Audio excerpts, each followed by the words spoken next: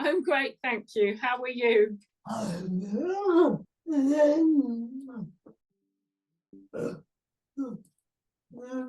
No problem.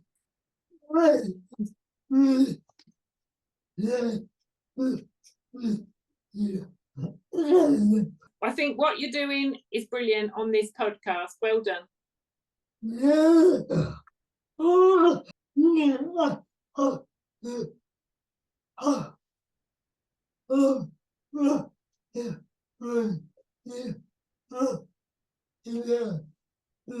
I was 6 weeks old, a baby of 6 weeks.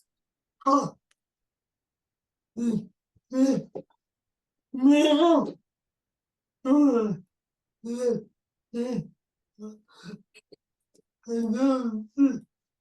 was always told, it was recommended that your adopted parents tell you you were chosen from a very early age. So they did tell me that I was adopted, but they didn't want to talk about it after that. It was just a fact that they stated, and then that was the end of the conversation, really.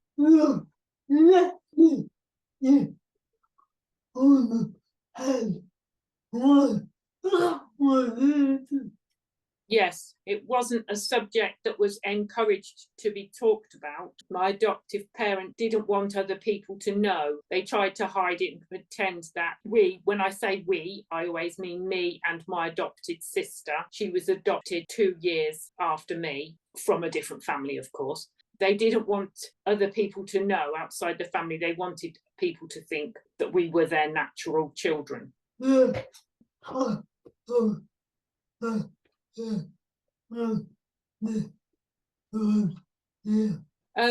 don't remember.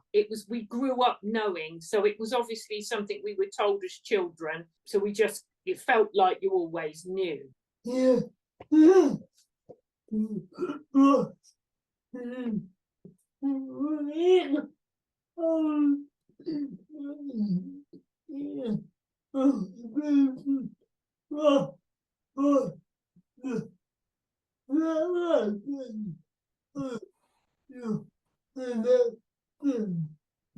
Well, in the UK, a lot of countries actually, but I'll just talk because obviously I'm in the UK. Back in the 40s, 50s, 60s, and 70s, it was frowned upon and not a good thing if young girls got pregnant when they weren't married. Society shunned them, and their parents, were shocked and horrified, and they usually sent them away to have the baby. And my birth mum got sent away to a mother and baby home where she had me, and then she had to leave me. She kept me for 6 weeks in the mother and baby home, and then she had to leave me behind to be adopted, and they just told her to go away and get on with her life and forget all about me, because it was a frowned upon, terrible thing. You shouldn't have a baby because you weren't married. My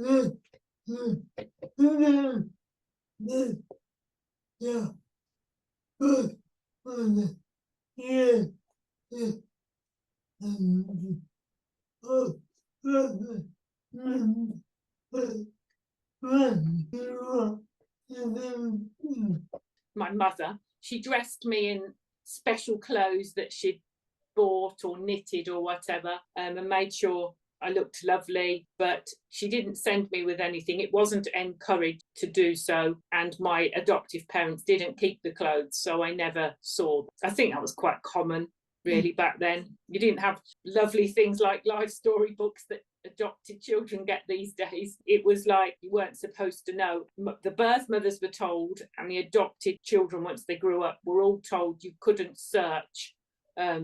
You would never be allowed to find your family. Luckily, the law changed, so it allowed us to. But back then, they were told, you'll never see this child again. You'll never be allowed to find it. It will never be allowed to find you.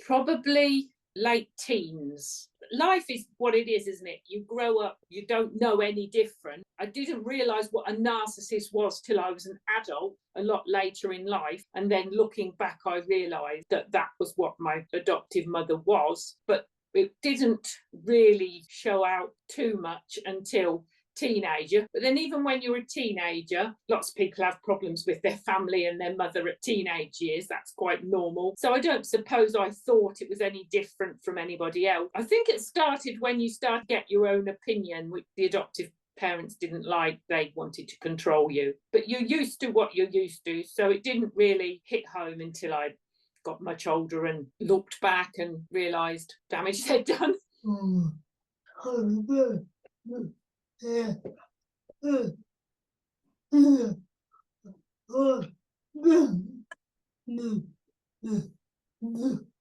When I was a child, they made me do things like, friends went out a lot and I wasn't allowed to go out. We got whacked for the slightest little thing and shut in our bedrooms and stuff. Well, you just think it's normal, and then you don't until you have your own children, and you'd never do things like that. Very controlling. You had to be given permission to go out, and they needed to know who you were going out with, why and where, and that stuff. Nothing was ever right. Of course, there was always arguments. We never did anything that suited them. And slowly, you realise that you just want to get out of there. And so you get out as quick as you possibly can. And over the years after, I tried to come to terms with it and think it was me and it was my fault, and try and be nice to them and think, oh, they brought me up, I should do this, or I should be nice, I should go back, I should apologise and things like that. And I tried it a few times and it always ended up badly, and I cut them off eventually, well over 20 years ago, 25 years ago or more, probably 30 years actually, and didn't have anything to do with them. And they moved away to a different part of the country, which was good. The father as well, but more especially the mother, she was worse. When I found out she died, it was such a relief. It was such an amazing feeling. Then I felt I could move on. And then I felt I could write my story into my memoir without any recrimination.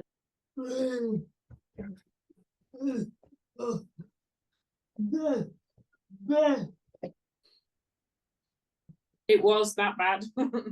You look back and you see, you can't compare yourself to other people, can you, in life? You know this. You have to be who you are, and you have to go forward in your own way. And I've come out the other end a more confident person, and you have to think, what didn't kill me made me stronger.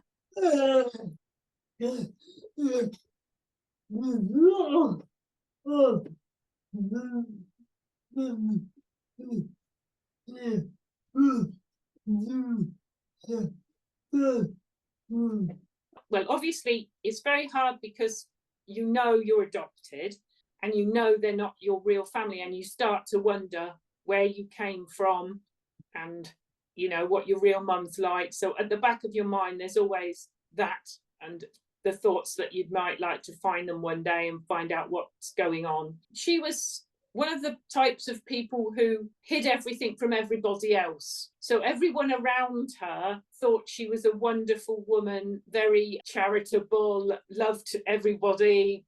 People went to her house, really thought she was amazing, but it wasn't really like that. So we had to live under a kind of cloud, where kind of pretending most of your life. You wouldn't have dared tell anyone what she was really like. Yeah, it was just like living in a dream, like not really living your real life.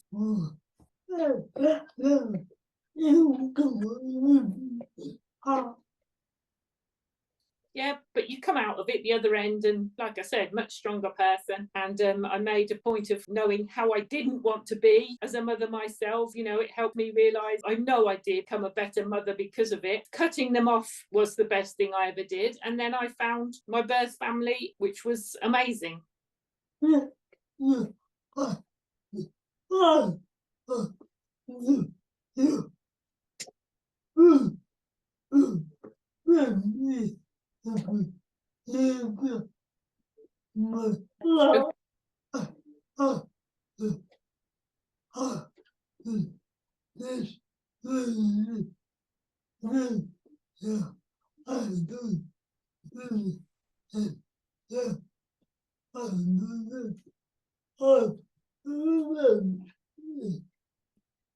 I think it taught me that love is the most important thing, and you know to love your children no matter what, and not criticize them and not put them down, which is how I felt growing up, criticized and put down all the time, and it doesn't give you any confidence as a person. Lots of adoptees go for counselling. I didn't, because my husband's my counsellor. He's always helped me since I knew, once I met him and got to know him and friend. Making friends with other adoptees and joining groups, like-minded people, that's all helped me over the years. And then, like I said, writing my memoir has been the final thing to be cathartic and close that side of it for me.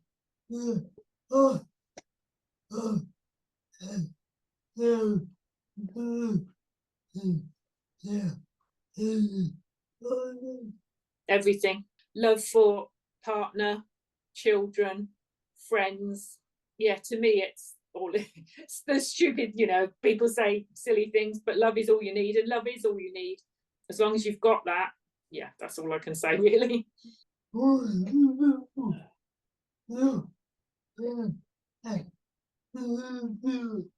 Yes, they're grown up now, so I've got grandchildren as well. I had 4 children of my own, and I've got 5 grandchildren and 1 on the way.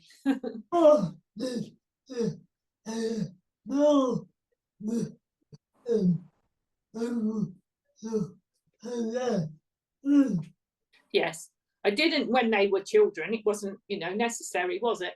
Other than they realised that we didn't have a relationship with my adoptive parents. I explained the basics to them, that we didn't talk to them and have anything to do with them. But by then I'd met my birth family anyway, so they'd kind of got another set of grandparents. But I didn't go into great detail until they got older. And my eldest son, he still kept in touch with my adoptive parents. He was quite close to them, and he went and stayed with them where they'd moved away to. And I regret it now, letting him do that. But I felt at the time I shouldn't pull him away from them. They said they loved him and he got on well with them and everything. But then they treated him very similar, and it was the one mistake. I should have cut off contact for him as well.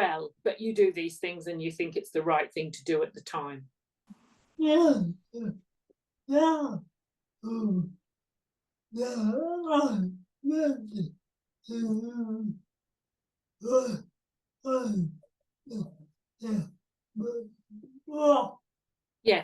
I wasn't a natural writer. It wasn't something I've always done. I didn't have a great big urge to write. It's not, some people think, you know, it's their life ambition. It wasn't for me. I don't know. I just suddenly saw something on the internet called Write Your Story, and I inquired about it and looked into it, and I thought, I think I'd like to write my story for my children, so they know, you know, all my story, and for my grandchildren when I'm gone.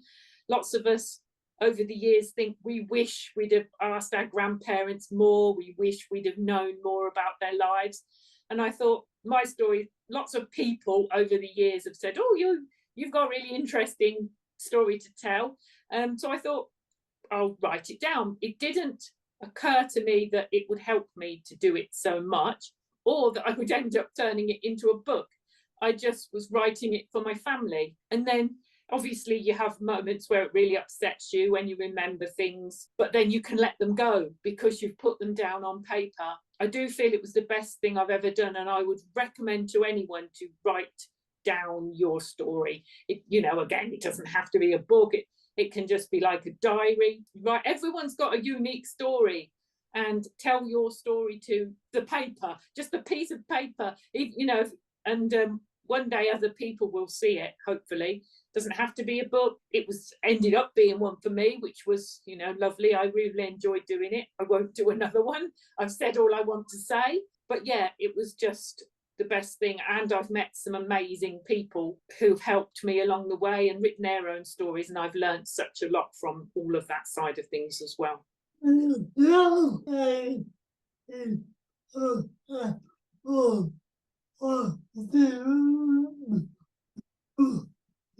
Definitely. As I said, people who are adopted go to counselling, and I didn't need to. I had family anyway, and my husband, who's always helped me. But it was the final thing that made me feel like I'd come out the other end. And yeah, I'd survived and I'd done it.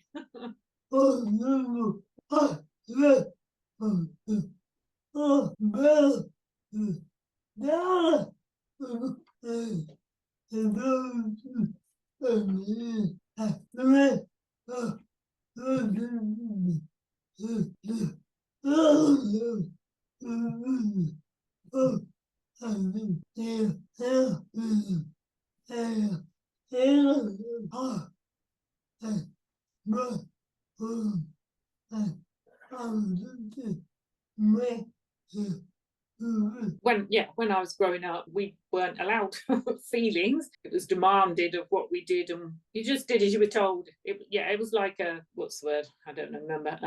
A regime where your feelings didn't come into it. It was what it was, and you just had to get on with it.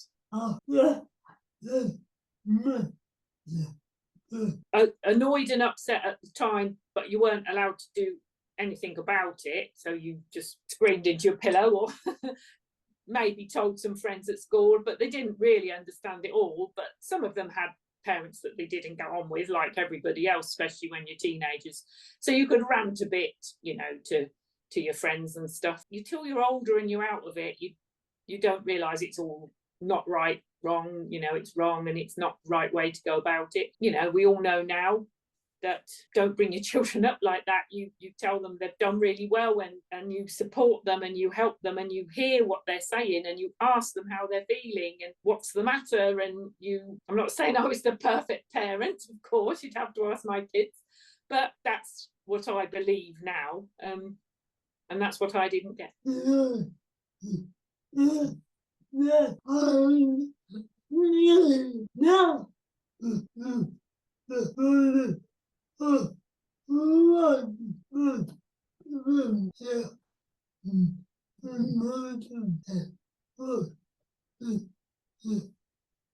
Yes, I can.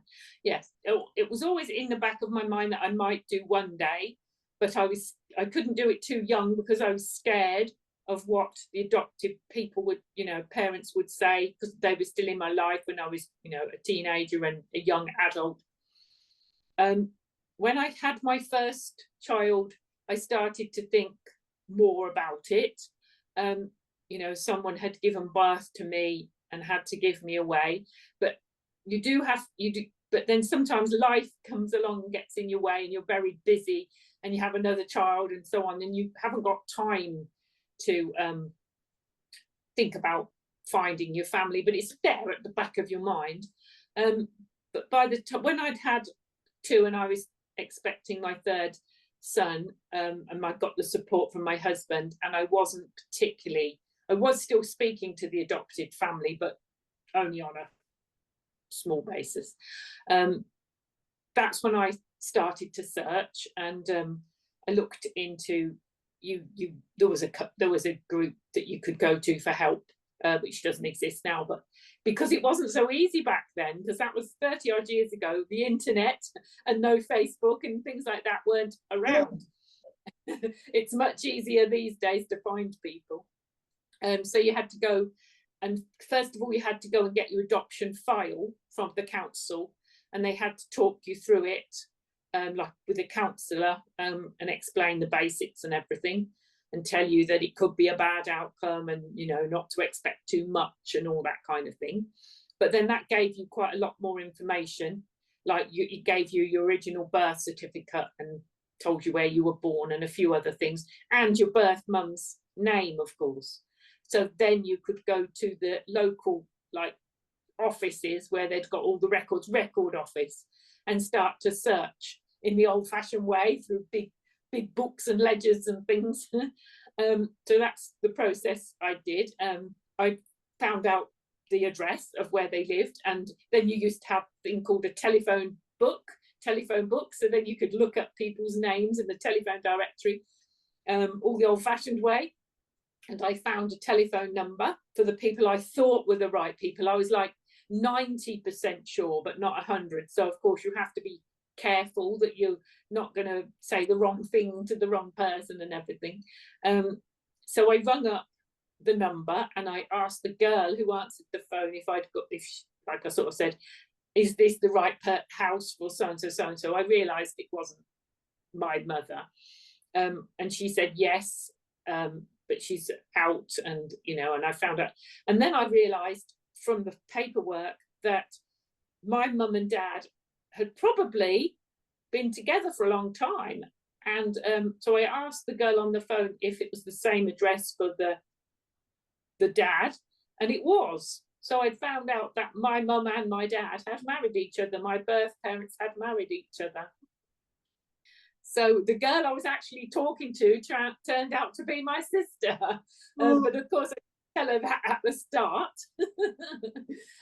So I waited till later in the evening to ring them back to speak to them properly. And then I bottled out and got too scared. So I got my husband to do it for me. And then he rung up and spoke to them before me. And they were delighted and said that they thought one day I might find them, and they hoped I would find them. And then it was only probably a week later that we all met, because we ended up only living an hour away from each other all our lives.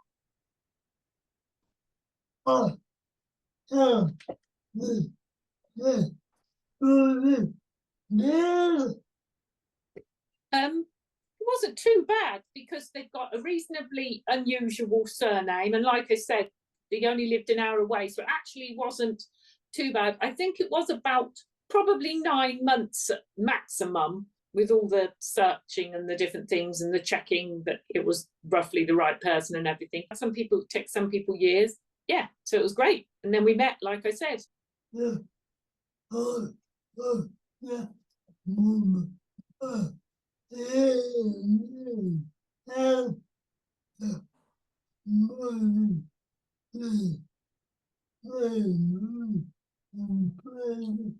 Yes, it was obviously overwhelming. To meet my mum and my dad at the same time was amazing. And straight away they said I looked like my sisters. So there was a family likeness. And then they showed me photographs of my sisters. I met them quite soon afterwards, but not on the first occasion. And things fitted into place, like where my son's brown eyes had come from, because we couldn't work it out before that. We'd got no one else with brown eyes. And it felt like coming home. Because my children were quite small, they came to my house. It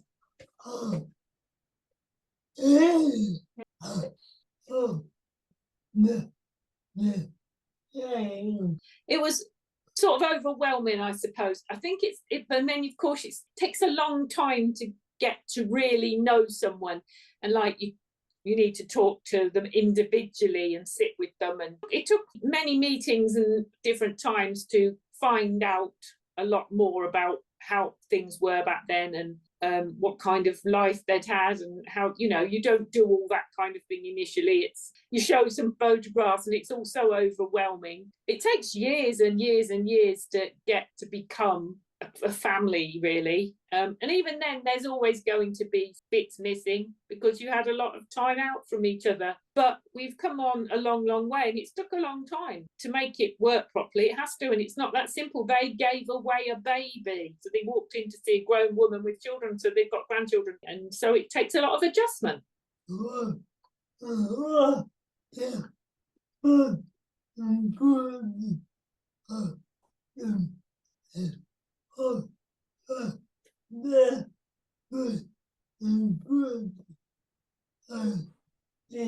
Their first impression of me was that I looked like my sisters. Well, you don't know what to expect, because you haven't even, because again, it was back before the internet or Facebook. People like look what they look like these days before they even meet, but I had not got any idea. I think I looked more like my dad, so my husband was like, oh, I can definitely see a resemblance with your dad. You're looking for resemblances because you've never had them.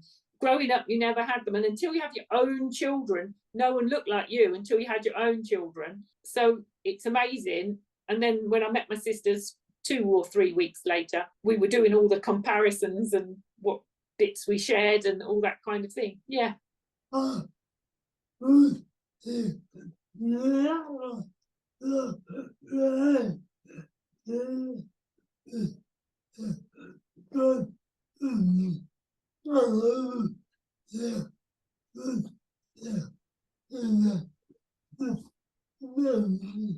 Yeah, a good question. Totally different. So my mum and I was really good friends. It's hard to get an actual mum once you're an adult yourself. I didn't need a mum, did I? But then that's what I needed, was like a good friend and someone, a confidant. And that's where we've fitted into each other's lives. I don't have a lot to do with my dad. We get on well, but he and my mum did split up, so they're not together. They're still very, very good friends, but I don't see him as much. But we get on fine, but I just don't have quite such a close relationship with him. My sisters, and that's strange as well, because one of them, I had two sisters, and the eldest one, we don't really have much of a relationship. It's very funny. We haven't got a lot in common. We didn't grow up together. I think she resented me a little bit because she thought, she grew up the eldest of the two in the family, and all of a sudden I come along, older, and she thought I'd taken her place, I think. So we've had a very strained relationship there. But to get on very well with my younger sister, I don't see her very much. She lives in America, bless her. But we get on really well. We've got a lot more in common. We're very alike. So that's great. I still get on well with my adopted sister. Again, we had tricky times in the past, but things are great now. We get on really well. But that's normal sisters, I think. That's normal life. Lots of families are like that. And I think of them as my family. I call them my mum, my dad. And people ask me about my adopted lot, and I say I don't have anything to do with them, and they're dead now. And I always call them by their first names now. I don't even refer to them as my parents or my mother or anything like that. My parents are my birth parents now, and it's been 30 years this year that we've been reunited. Oh,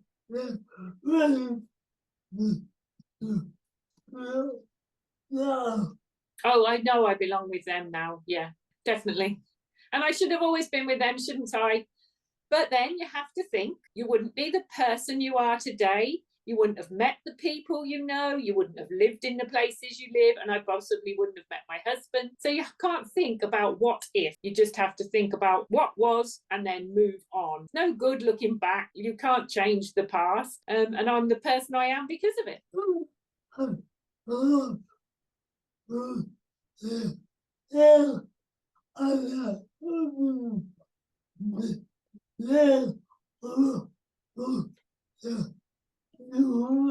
Don't compare yourself to other people. Everybody's story is unique. Everyone is unique. I found writing it down to be one of the most cathartic things that I've ever done, and I recommend it to other people. Even if you never show anyone else, it helps you to put it on paper. I found that to be really, really helpful. And you can overcome most things as long as you've got support, family, and love around you. You can overcome everything and anything with love.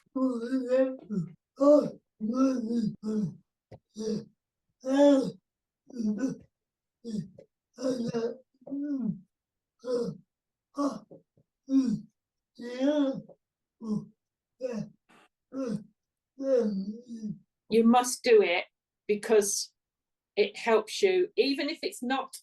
I mean, I realise my outcome is amazing, and some people get not such good outcomes, but you know where you've come from. If you've done it, you found out the things you didn't know.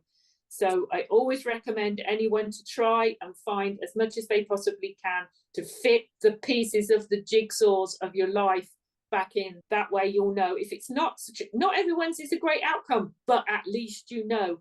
I've met lots and lots of adoptees over the years. I've joined lots of groups and on Facebook and in real life, and especially during my book journey. And I don't think I've ever met anyone who regrets searching and finding. No,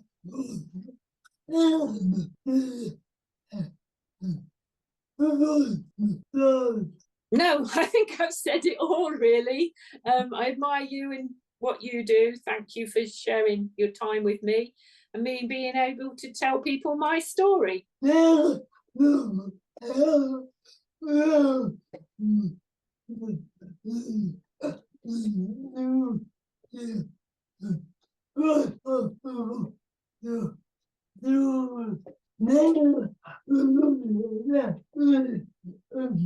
you.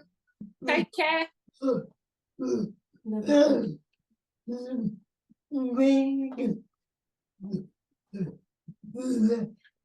And you. Bye-bye. Bye. Take care.